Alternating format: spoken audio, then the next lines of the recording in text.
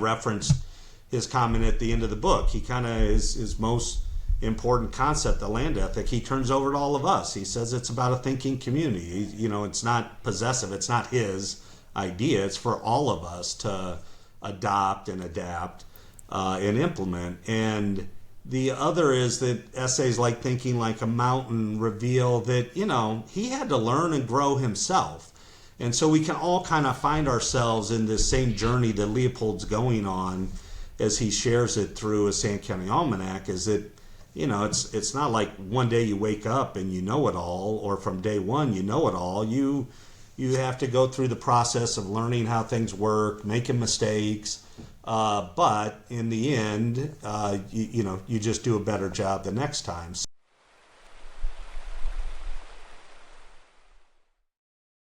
Hello, folks, and welcome to the latest episode of the Ecosystem Member Podcast. I am not a gambling man, but I'd be willing to place a pretty large bet that the overlap in the Venn diagram of ecosystem member listeners and Aldo Leopold readers is pretty sizable. However, Meta is still insisting on making AI chatbots of modern celebrities instead of legends of environmental philosophy, so I'm still unable to have Aldo himself as a guest on the podcast. So I think I got the next best thing. Our guest for this episode of the Ecosystem Member Podcast is Buddy Huffaker, Executive Director of the Aldo Leopold Foundation. Using Aldo's writing and specifically his idea of a land ethic, the foundation helps promote responsible land stewardship and make sure that Leopold's work is still as relevant today as when A Sand County Almanac was published 75 years ago this year. In this episode, we talk about the foundations of Aldo Leopold's thinking with Buddy. We talk about what the land ethic is and why it is still so relevant today, Aldo's journey to the stories in A Sand County Almanac, and the transformational moment in one of Aldo's other seminal essays, Thinking Like a Mountain. We talk about how the foundation partners with people like Robin Wall-Kimmerer to extend the conversation beyond just Aldo's ideas to share a larger land ethic story in the context of today's world. Make sure to visit the Foundation's website at aldoleopold.org and follow its social media accounts. Many of the events the Foundation holds are streamed online, so even if you can't make it to the iconic shack in Wisconsin, you can gather with others all over the world to examine Aldo's ideas.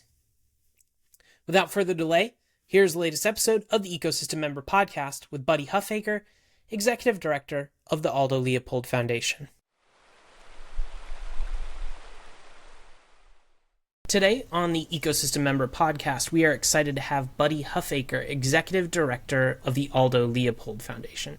Thanks for joining us today, Buddy. Oh, my pleasure. Excited to be here, Rick. Fantastic. So I took a look at the website, and you're hit with this big, bold text that reads, "Where Ethics Meet Earth."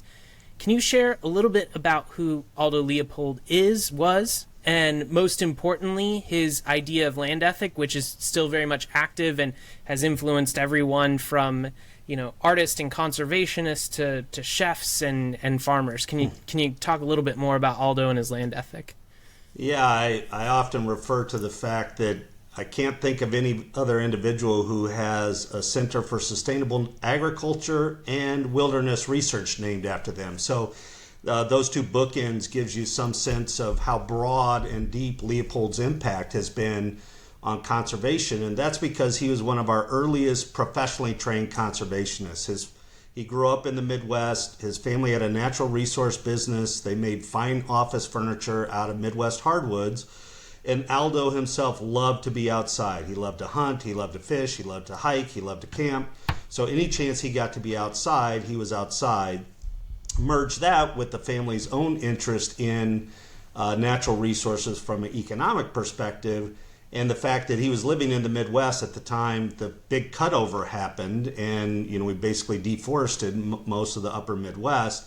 He got very interested in finding a way professionally to combine these interests. And at that time, if you were interested in conservation or natural resources, forestry was a really only professional field. He went to the Yale School of Forestry, graduated from its 5th graduating class, and it's basically considered the first professional conservation higher education program in our country. So from there, he joined the Forest Service. He spent some time in the Southwest, got transferred back to the Midwest. All of this time, his real interest and passion was wildlife.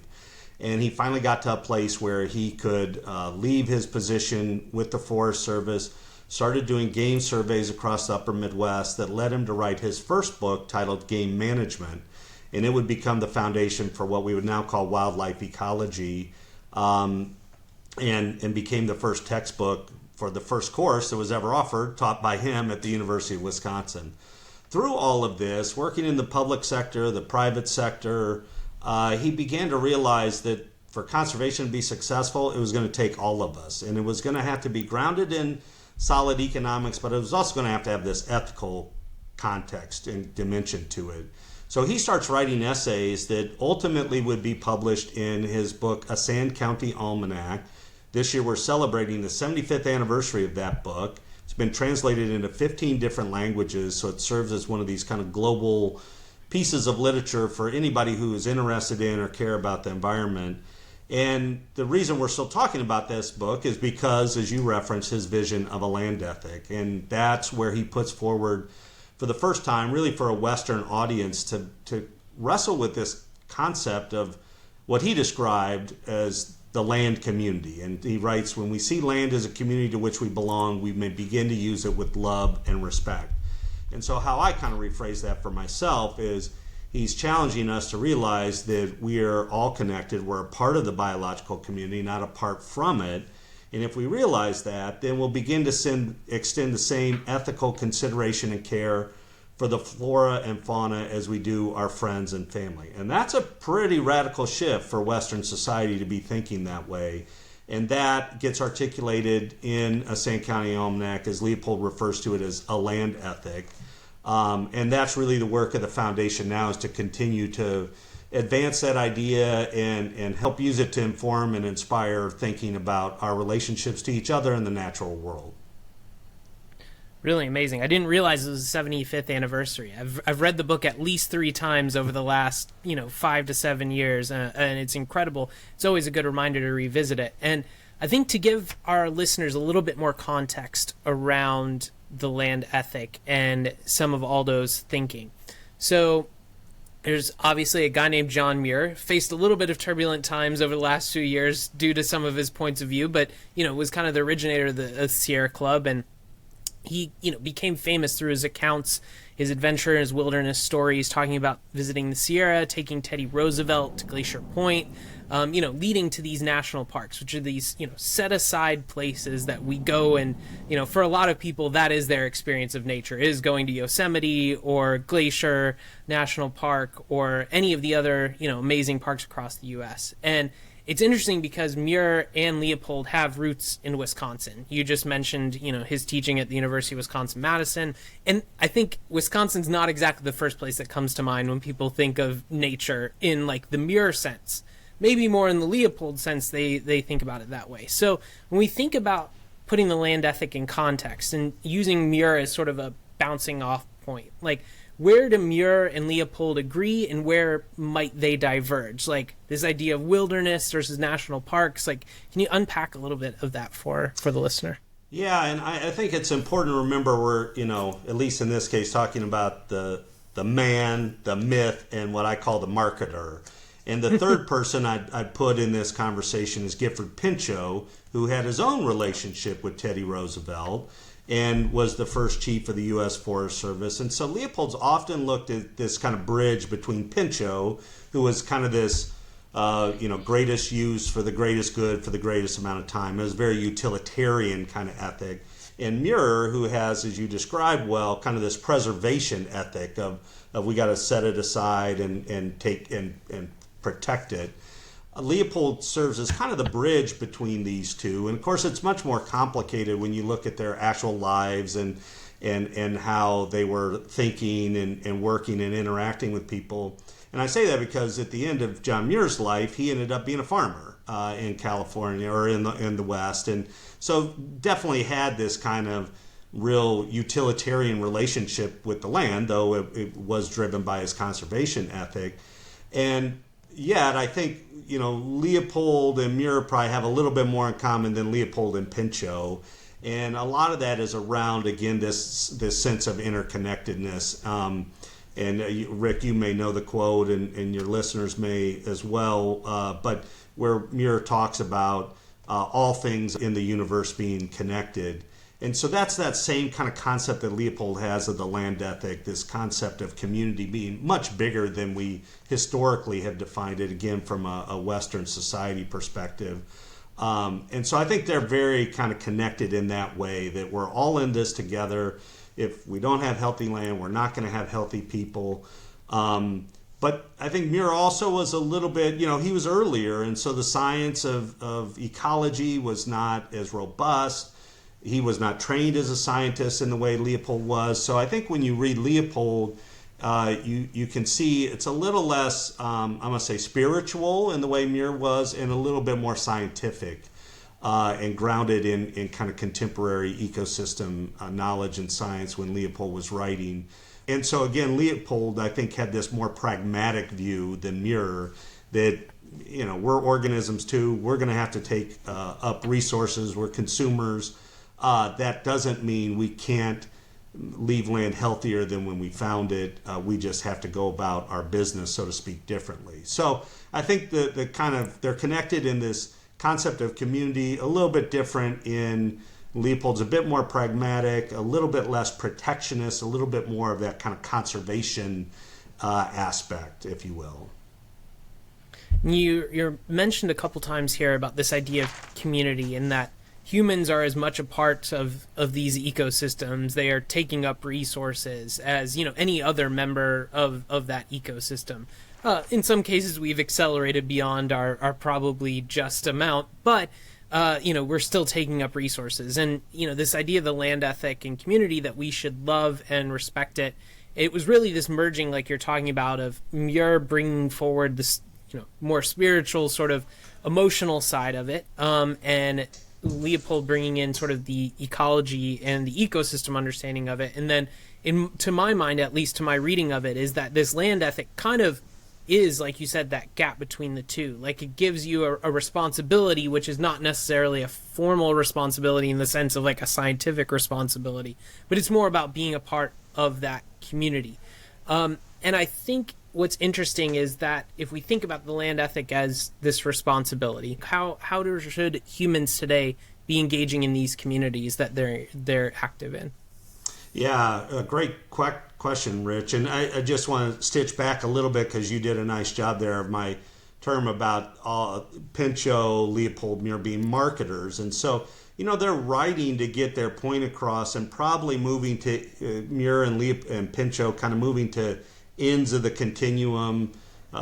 Pinchot kind of having this utilitarian nomenclature to make sure it gets through policy gateways and hurdles and so forth, and Muir being more emotional and spiritual, kind of being evocative and playing on people's passion in that way.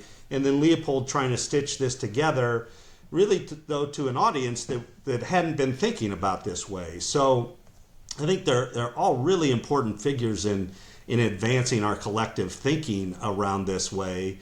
And Leopold, more than the others, it does kind of talk about this responsibility. And so the interesting thing is, he doesn't give us a playbook. There's not a prescription of like, okay, here's what a land ethic really looks like, do A, B, and C. It's really creating the framework for us to think about how and what that looks like in our own place in time, because everything does change based on, your physiographic conditions, your cultural landscape and context, and of course with climate change, everything is changing. And so Leopold himself at the end of the book says, nothing so important as an ethic is ever written. It evolves in the minds of a thinking community, just like we're doing today. Is, well, what does a land ethic look like? What does it mean, and how do we manifest that today? So Leopold sets up some guideposts that it should be ethically, aesthetically, and ecologically sustainable. So, those are things that kind of, again, we can interpret but apply in different situations. In some ways, I think the kind of best place and person to look to in today's conversation is a contemporary writer named Dr. Robin Wall Kimmerer, who's written a book called Braiding Sweetgrass. and she's a member of the Potawatomi Nation, so she's again looking at the world through a slightly different cultural lens, very much about this communitarian concept. But she puts forward this idea of reciprocity, where the way that we kind of honor our own dependency on the natural world is to be stewards of it and to take care of it. And that again, we're in this together, that the land has to be healthy for us to be healthy. And so like Leopold is articulating that in the late 40s and putting forward this idea of the land ethic as this conceptual model. And Robin has added this new layer, kind of contemporary layer about that really informs our actions. I think that becomes, a guidebook for how we think about how we honor and steward the land that we depend on and our relationships with each other in the natural world. So I don't know quite, Rick, if that gives you the answer you're looking for, but it's hard and elusive. And that's one of the critiques of Leopold is like, well, damn it, why didn't he just tell us what we were supposed to do? And but of course it's not that easy because it's all a bit relative based on time and place. Yeah, totally. I think that relativity is probably part of the answer to this question I'm about to ask you, but I'll let you give your own version of this because I think it's been interesting how many different places, as I mentioned in the introduction, where Aldo's name and Sand County Almanac has come up. There's the actor Nick Offerman, who I heard on a podcast talking about he visited Wendell Berry, another, amazing writer of that period. And Wendell was like, I think you should take a look at Aldo Leopold and try to bring this message to the world. I have another podcast specifically about food and environment, and I've talked to chefs like Dan Barber of Blue Hill, and he references Aldo Leopold and the land ethic, and even chefs and farmers and those involved in like regenerative agriculture abroad have brought up Aldo's work. So I just gave you an example of like an actor, a chef, a farmer, other writers. Like, why do you is that relativity? Like, why has Aldo's idea of a land ethic found so much traction with such a wide range of people?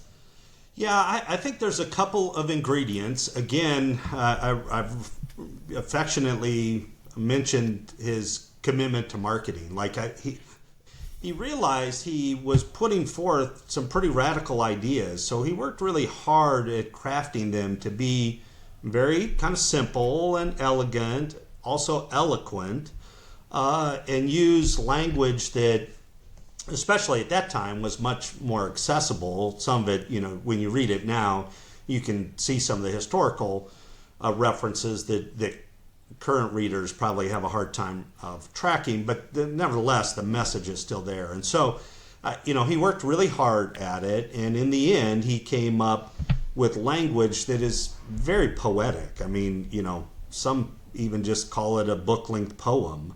And so I think there's this resonance, there's this understanding and drawing upon aesthetics, so how we see the world and what is kind of intuitively natural and beautiful for us. And I think then he just articulates things that many of us feel in a way that we're just not capable of, right? And so that's what good literature and good writing does in kind of any respect of the world. And so I think Leopold is just one of these amazing writers that puts forward really important, radical ideas in pretty simple, eloquent prose that lets people have a point of entree. And then I think that's the end, is two things. He's not very dogmatic. And so, I referenced his comment at the end of the book. He kind of his most important concept, the land ethic, he turns over to all of us. He says it's about a thinking community. It's not possessive. It's not his idea. It's for all of us to adopt and adapt and implement. And the other is that essays like Thinking Like a Mountain reveal that, he had to learn and grow himself. And so we can all kind of find ourselves in this same journey that Leopold's going on as he shares it through A Sand County Almanac, is that, it's not like one day you wake up and you know it all, or from day one you know it all. You have to go through the process of learning how things work, making mistakes, But in the end, you just do a better job the next time. So there's also this humility and humbleness that he leaves you with as the reader, that, oh, what he's talking about is capable and achievable for myself and others. So those are the ingredients. I think it's the commitment to communicating. It's just his ability then to communicate and write beautifully. It's the integration of the knowledge of science, so it stands the test of time, and it's scientifically solid. And then there's this accessibility from a kind of intellectual perspective, and that from a kind of ethical perspective, that he made mistakes, and we all are going to, but that doesn't shut the door for growth and development.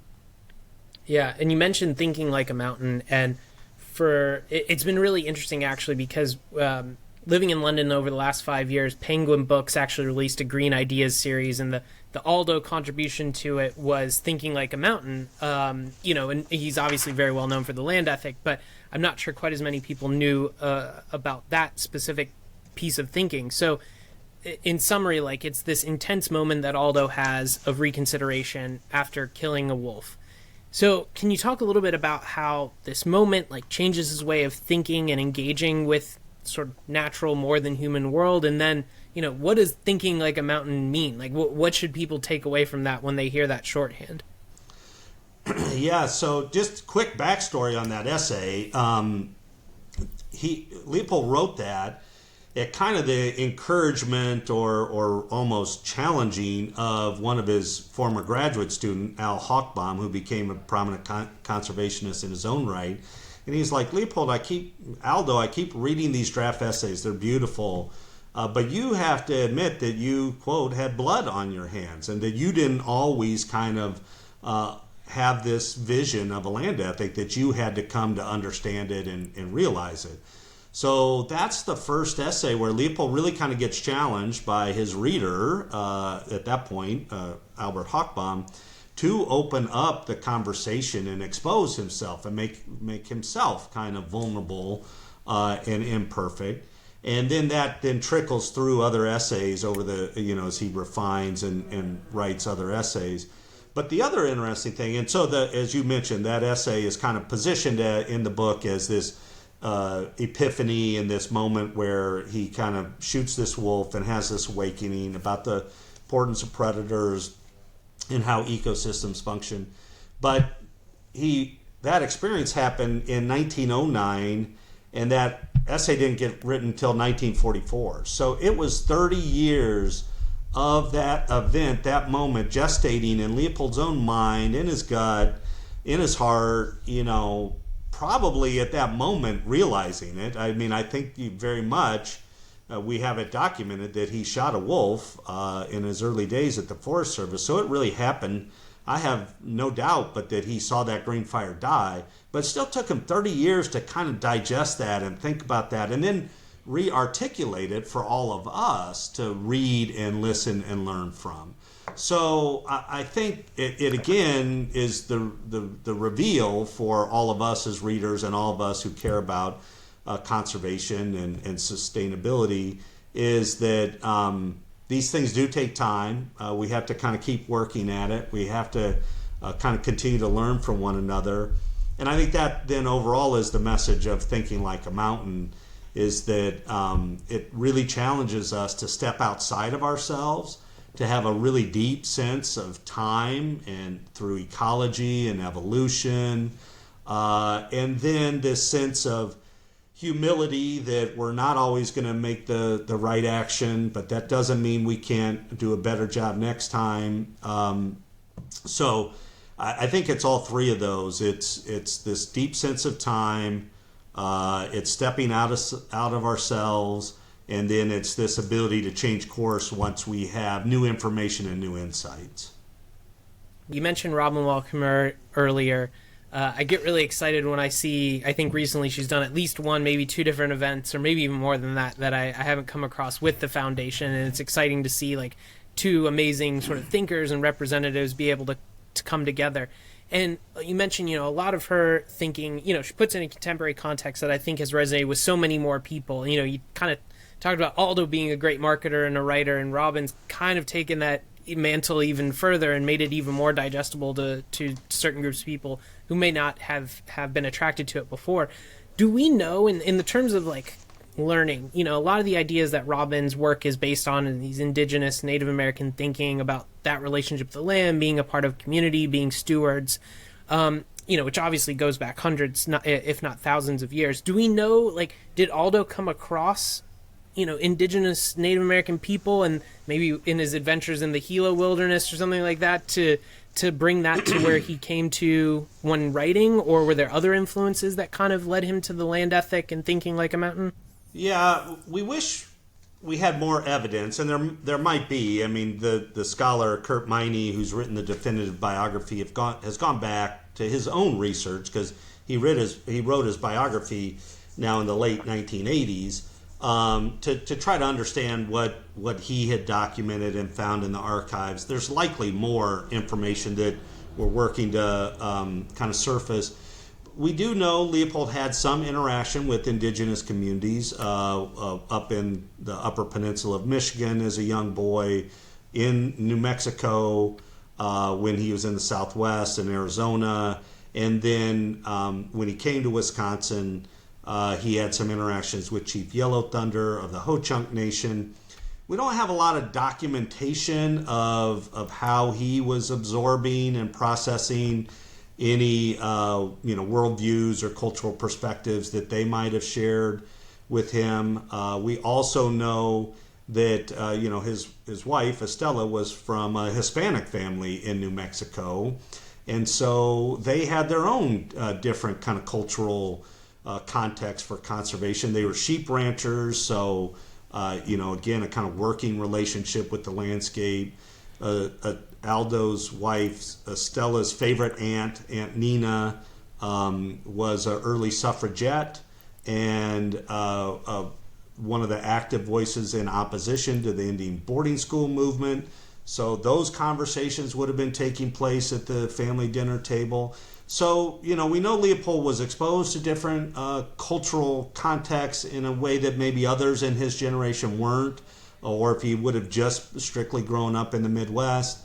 But we don't really know exactly how that might have informed or inspired ultimately his land ethic, other than what we do know is that, through his files, you can see that he communicated with a broad set of people. He was an avid reader and read very broadly, from philosophy to science to literature. So he was trying to absorb all sorts of information and context. And so absolutely, to some extent, all those things had to be shaping his mind as he was articulating the land ethic. But it's a little hard to kind of connect all of the dots directly. And then again, going back to the fact that he was marketing this idea, he also, you have to remember, was writing for a Western, affluent, privileged audience. And so also he's trying to package this idea, wherever it all came from, for an audience that he thought he could appropriately introduce these ideas to and challenge them to step up and continue their own kind of intellectual, emotional growth and development. So there's also times like, well, you kind of wish he would have gone even further now, right, in today's context. But he was very much trying to get this idea to get some traction and start a new conversation. Yeah. And so speaking of today's context, how does the foundation sort of take these ideas, these writings, this work from Aldo, and put it in the temporary context? Like, how are you engaging people? What sort of programs do you have going on? What are your operating procedures and ideas that you're trying to get out into the world? Yeah, so the Aldo Leopold Foundation was established by the 5 children of Aldo and Estella, all eminent scientists and conservationists in their own right. They've all now passed. We just lost the youngest, Estella Leopold, this past year at the age of 97. But really amazing individuals in their own right. so committed to their father's idea of a land ethic that in the early 80s, as they recognized that the book was still selling, people were showing up at their family farm, that they needed to do something to help ensure that their father's legacy kind of had the infrastructure to continue to nurture and advocate and interpret that idea. So they created the foundation. They weren't very wealthy themselves, but they entrusted it with two primary assets. The first is the shack and farm. It's kind of the inspiration to the book. If you read it, it's kind of the backdrop, especially the first section. They buy this worn out farm about an hour from Madison, come up, plant thousands and thousands of trees and prairie, and kind of nurture it back to health. And so it's now a National Historic Landmark. We have people come from all over the world to visit it, to see the place that inspired Leopold. And the foundation now owns 500 acres, and we sit it within a 4,500 acre landscape that we refer to the Leopold Pines Conservation Area.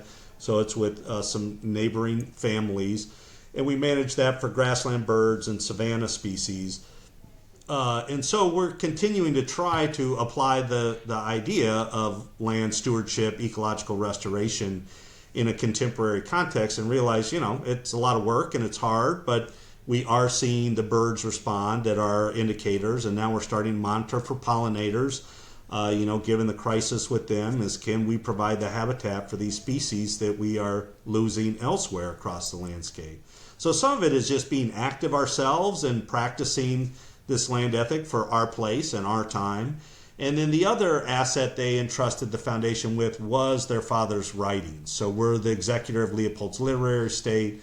I referenced earlier, it's been translated into 15 different languages. That's an important effort for us, is just to continue to show that these ideas are kind of global and that they aren't bounded by geopolitical boundaries. And then we also just try to get the land ethic out in front of new audiences and put it in contemporary context. So you mentioned programs with Robin Wall Kimmerer. One of our most popular programs is a free monthly virtual program that we do with different speakers on different conservation issues.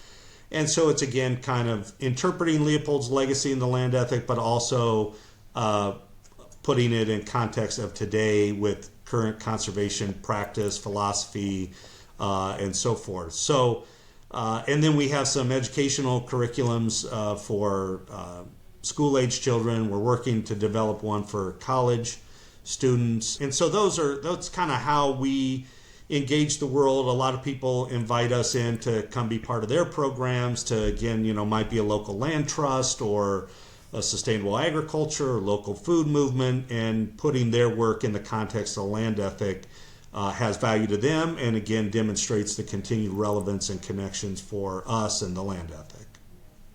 That's awesome. And so on a sort of bring our conversation to a close, I'd love to just get your personal perspective on, why did you take up this role as the executive director? What about Aldo's work resonated with you? How did you connect with it? Well, I've referenced the term journey. It's been a journey. I honestly showed up at the Leopold Foundation kind of by accident. I was wrapping up graduate school, had quite a bit of experience at that point as a field botanist, kind of documenting vegetation in places, and then I would move on, and then somebody else would decide what would happen with that parcel, and I wanted to be involved with actually taking care of a piece of land. I applied actually to the International Crane Foundation, which is just down the road from the Leopold Foundation. It has its own origin story connected to the Leopold legacy, but I'll share that another time. At any rate, they had a field ecology position, and you learned how to do prescribed burning and forest management and prairie restoration, and I was all excited, and I did not get the job, but they fortunately thought my stuff looked good enough. They sent it down to Nina Leopold Bradley, who was ready for her second retirement. And so I kind of just was in the right place at the right time. I was supposed to be there for a field season. At the end of it, Nina said, well, we got a little bit more money. Do you want to stick around? And so 27 years later, they haven't figured out how to get rid of me. And it's been a great journey for myself. I started in Nina's basement. I now get to live in that house, a house that she built as a child out of trees that she planted. My office is now in the Leopold Center, again, interpretive facility built out of trees that Nina and her family planted in the 30s and 40s. And, my own appreciation, I had read A Sand County Almanac, as part of my education. It was not kind of anchored as something that I thought was life-changing for me. It was just part of what got me kind of interested in this.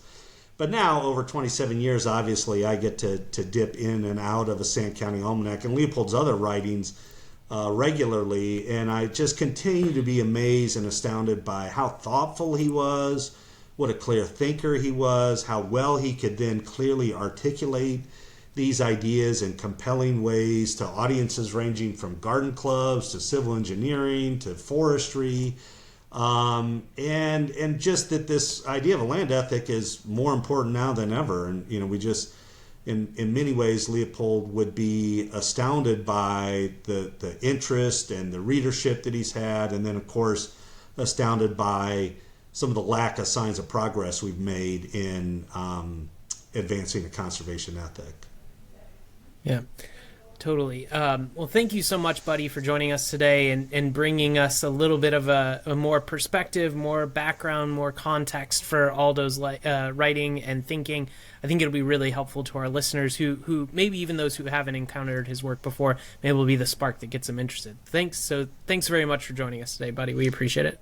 Well, thanks, and I hope a few of your listeners have read it and do read it, again, for once or the second time. And thanks, Rick, for your work, because, again, these kind of conversations are what continue to advance the land ethic. So real honor and pleasure to be part of it.